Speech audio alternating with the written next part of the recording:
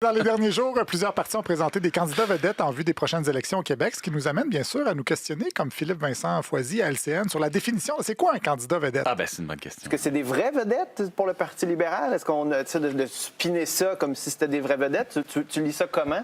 C'est des bonnes candidatures. C'est certain que M. Milliard avait besoin de ça. Puis tout le monde a besoin de ça actuellement, de montrer justement que tu peux attirer, là. Ouais, donc, c'est pas clair.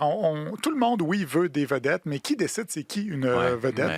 Marie-Claude était une vraie vedette. Là. J'ai fait mes recherches. La dernière, d'ailleurs, j'imagine, qui a fait le saut, probablement. Est-ce que vous connaissez des vedettes qui ont vraiment fait le saut en politique? Ben quoi qu'avec la baisse de salaire qu'on a vue, il y a des gens qui vont être très attirés de... Oui, comme ça. Mais sujet glissant, sujet glissant. Raphaël, allez-y, excusez-moi. J'ai fait mes recherches pour essayer de trouver c'était quoi un candidat vedette. D'abord, je comprends que selon Alec Castonguay à RDI, une vedette, c'est d'abord des gens importants. Là, en fin de semaine, dans la presse, on apprenait qu'il y a plusieurs candidats importants, certains qualifiés des candidats vedettes, qui vont se présenter pour les libéraux provinciaux de Charles Milliard. Donc, c'est quelqu'un d'important qui devient candidat vedette, qui est prêt aussi à faire des sacrifices pour la cause. Donc, ça prend quelqu'un de pas trop niaiseux, selon le panéliste Gilles Duceppe.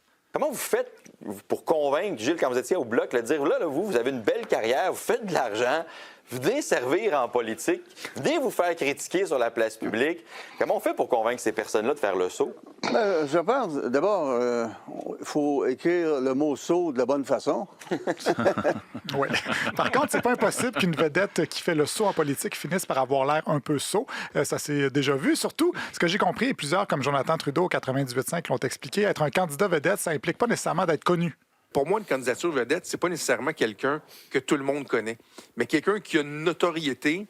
C'est une candidature économique des milieux économiques, c'est une candidature sociale des milieux sociaux, etc. Oui, donc je disais des gens importants, mais des gens importants pas n'importe où. Ça marche pas avec tous les milieux. Mettons que vous vous présentez pour le Parti vert, que vous êtes une vedette sur la page Facebook Donjon Dragon Lanaudière, ben les gens ne vous présenteront pas comme un candidat vedette, peut-être plutôt comme un candidat poteau.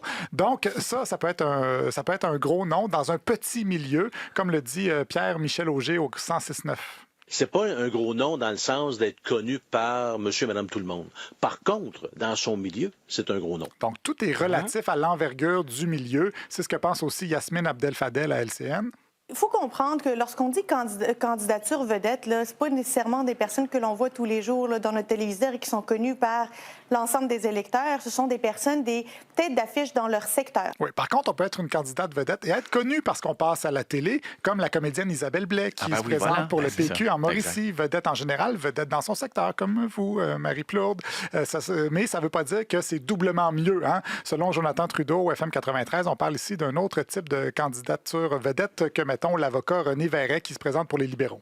René Verret est davantage une candidature vedette que Isabelle Blais, l'actrice chanteuse qui est annoncée pour le PQ. Ben, en tout cas, ça, c'est... Elle, c'est une candidature vedette contemporaine, c'est-à-dire, elle a une notoriété.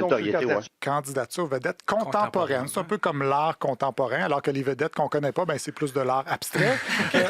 Aussi, des fois, les vedettes pas connues, on comprend pas tout de suite que c'est des vedettes. Si, mettons, je vous parle de Pierre Fitzgibbon, vous allez me dire... C'est gros. Très gros. Ouais. Mais ça n'a pas toujours été gros. Quand la CAQ a été chercher Pierre Fitzgibbon, personne ne le connaissait vraiment là, à l'époque. Ouais. C'est drôle, on ne se souvient plus de ça, mais en 2018, personne ne le connaissait. Puis moi, je me souviens d'avoir dit, ça, c'est une candidature vedette. Voilà, on ne naît pas vedette, on le devient, comme disait Simone de Beauvoir. Et aussi, des fois, il faut attendre avant d'être une vedette. Par exemple, Julie White, présidente des manufacturiers exportateurs du Québec, qui se présente pour les libéraux dans Jean Talon, dont Yasmine Abdel-Fadel a fait le portrait à LCN, ça lui a pris 4 ans. Elle s'est déjà présentée à Jean Talon, soit dit en passant, avec Dominique Anglade, mais là, elle passe à candidature vedette alors qu'elle n'était pas nécessairement le jour où elle s'est présentée. Donc, première candidature en 2022, pas vedette. Deuxième candidature en 2026, vedette. Il faut être patient, des fois. Ouais.